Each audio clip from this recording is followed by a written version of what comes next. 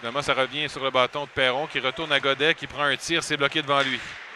Attention, ça mène, c'est Powers qui s'amène à 2 contre 1 avec Hawkins. Powers, il tente une passe et c'est le but! Hawkins qui marque 1-0 pour les Highlanders de Charlottetown. Oui, alors qu'on a eu un tir bloqué à l'autre bout, là, les Highlanders se sont amenés à 3 contre 1. Kyle Powers qui a envoyé la rondelle vers Hawkins qui a tout simplement, j'ai l'impression, fait dévier avec son patin. C'est son 2e but cette saison pour le vétéran de 20 ans. L'ancien du Titan d'Acadie Batters, du Phoenix. Zanon qui remet à Turcotte 2 contre 1 pour les Huskies.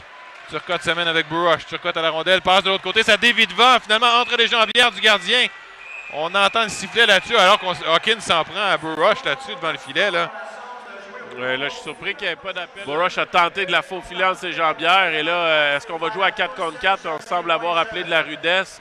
On voit Hawkins au banc des punitions. Et on va envoyer Brush aussi qui fait signe à l'arbitre. Regardez la reprise, dites-moi ce que j'ai fait. Butler à la rondelle chez les Highlanders. Butler va prendre la vitesse. On va être en mesure, attention, de remettre à Duguay là, qui a de l'espace. Prend un tir entre les jambières des Guns.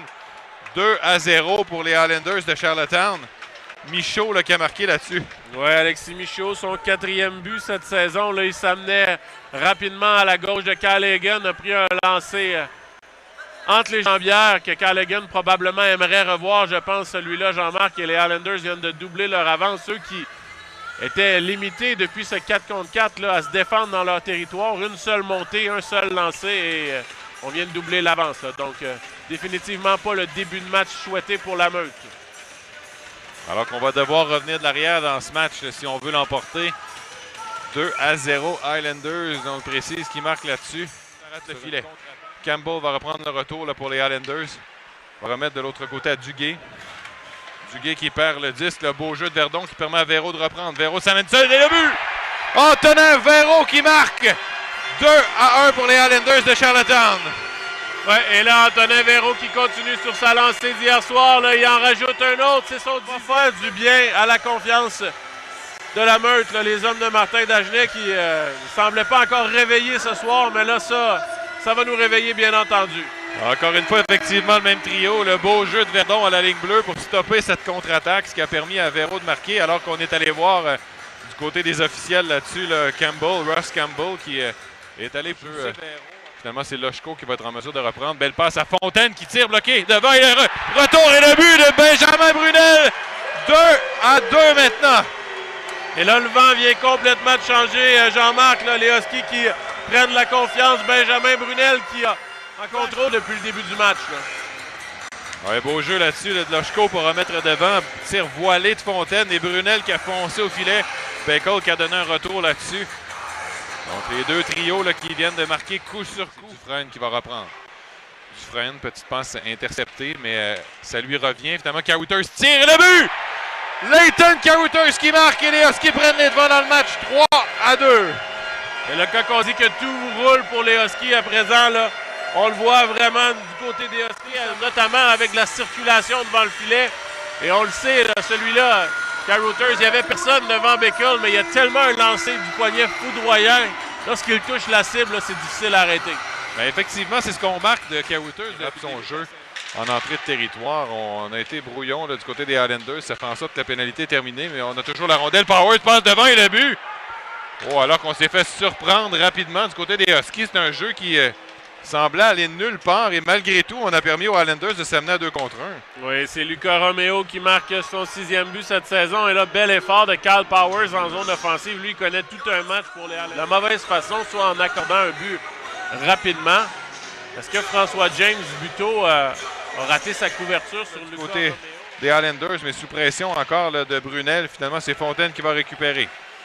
Toujours Fontaine qui a le disque, passe devant, ça rate le filet. Brunel prend le retour, tire et le but! Benjamin Brunel qui marque son 2e du match et les Huskies prennent les devants 4-3.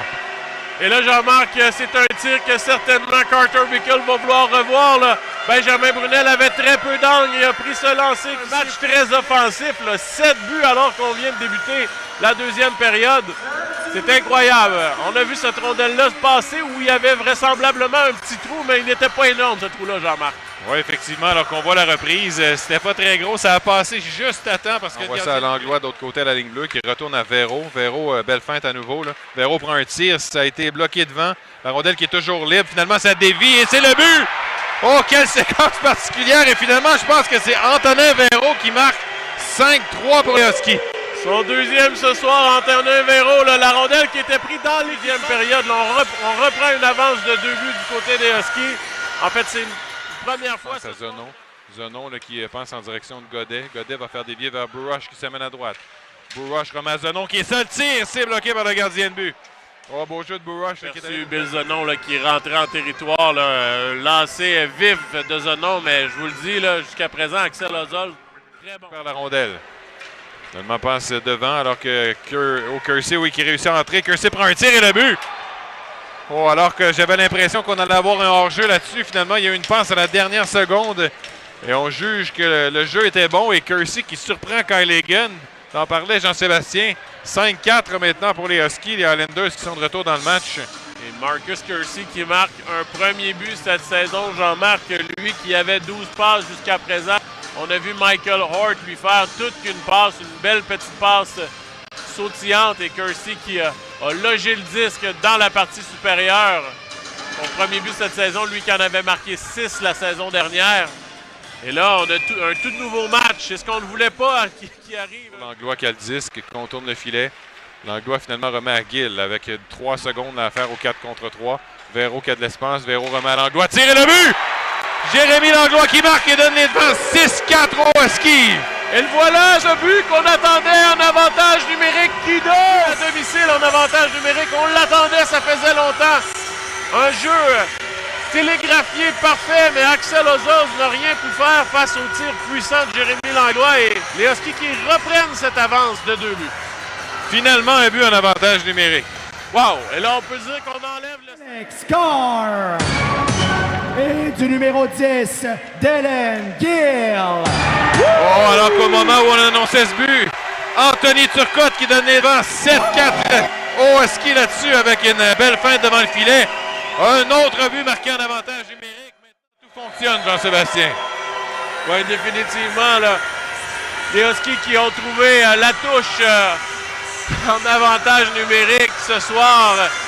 Anthony Turcotte qui était placé tel un attaquant de puissance dans la zone payante, s'est retourné et a mis la rondelle dans la lucarne. Les Huskies là, qui vont pouvoir célébrer cette victoire. Alors que sur le dernier but, on a annoncé une passe à Carr et Gill. Langlois, on était à 4 contre 2. C'est bien Véro qui aurait dû avoir cette passe-là. Là, je pense que ce soir, on a peut-être de la difficulté un petit peu avec les numéros. Là. Et on a la séquence, là, je vais rire avec lui. On sait que c'est lui qui a un autre but! Dufresne qui a tiré, ça a été dévié par Fontaine. 8-4. On n'a même plus le temps d'écrire les buts, Jean-Sébastien. Ça pleut de partout. Avalanche de buts ce soir à l'Arena Glencore. Louis-Philippe Fontaine. Vraiment, si là, on cherchait de la chimie dans les trios, je pense qu'on peut vous dire qu'on l'a trouvé. Oui, effectivement, là, tout se passe bien alors qu'on marque en avantage numérique, on marque à égalité numérique. Butler va reprendre, remet à Hawkins. Hawkins qui retourne à Butler au cercle gauche. Devant, belle passe. Quel arrêt d'Hagan! Wow! Incroyable, Jean-Marc Kyle Hagan de tout son long qui est venu voler un but assurément là-dessus. Là. Tout qu'un arrêt, on va le voir à la reprise encore une fois. Oh là là! Et pas de retour directement dans la mitaine. C'était tout un arrêt parce que le jeu était parfait là-dessus là, pour les Highlanders. Langlois maintenant qui va tenter un dégagement. Là. Finalement, c'est Verdon qui va envoyer...